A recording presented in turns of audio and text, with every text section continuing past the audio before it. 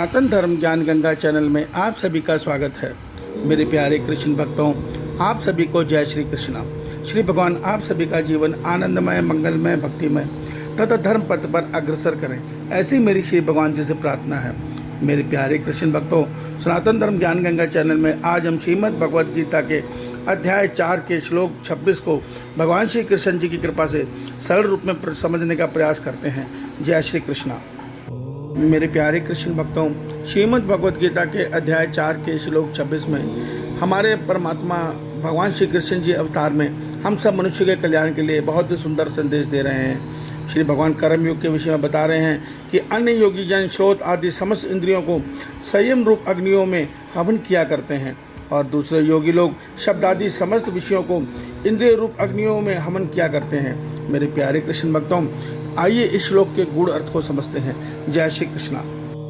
मेरे प्यारे कृष्ण भक्तों, आज के श्लोक में भगवान श्री कृष्ण जी अर्जुन के माध्यम से हम सभी मनुष्यों के कल्याण भावना के लिए कर्मों की महिमा बता रहे हैं। और भगवान श्री कृष्ण जी अर्जुन को बोल रहे हैं कि हे अर्जुन, चाहे ब्रह्मचर्य का पालन करने वाले योगी हों, चाहे ग्रस्त जीवन में जीने वाले योगी हों, दोनों ही प्रकार के योगी जब अपनी इंद्रियों को विषयों से विरक्त करके निज स्वार्थ से ऊपर उठकर निष्काम भाव में भजन कीर्तन सत्संग सुनते हैं और जनहित कर्म करते हुए जीवन जीते हैं, उनके कर्म हवन कहलाते हैं, अर्थात यज्ञ कर्म कहलाते हैं। मेरे प्यारे कृष्ण भक्तों, यज्ञ कर्म का अर्थ है निष्काम कर्म योग। ये वो विधि है जिसके द्वारा भगवान हमें बता रहे हैं कि आप संसार का कोई भी कर्म करेंगे तो अपने किए कर्म फल बंधन में नहीं बंधेंगे।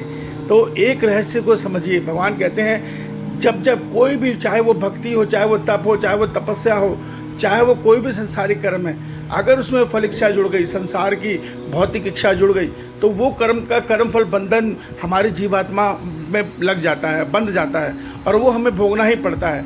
मगर जब ये कर्म हमारे समस्त कर्म संसार के कल्याण के लिए होते हैं, हमारा निज स्वार्थ उसमें तनिक में नहीं होता, तब ऐसे कर्म के कर्म फल बंधन में मनुष्य कभी नहीं बंधता।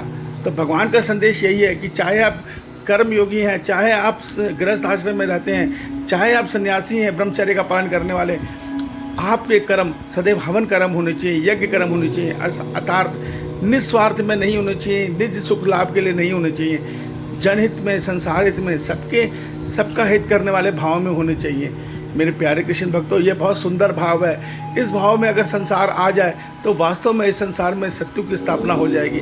पर आज हम गीता के संदेश से दूर हो चुके हैं। आज हमें संसार में होड़ में अपने आप को आगे बनाए रखना है। आज हमें हर कर्म फल इच्छा से करना है। हमें तो दूसरे से आगे निकलने के लिए उससे बड़ा बंगला, उससे बड़ी गाड़ी और उससे ज़्यादा सुख चाहिए।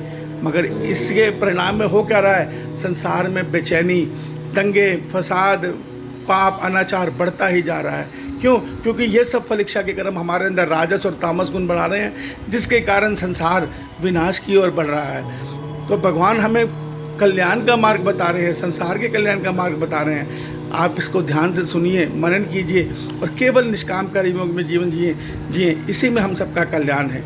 ईश्वर आपका कल्याण करे। जय श्री कृष्णा।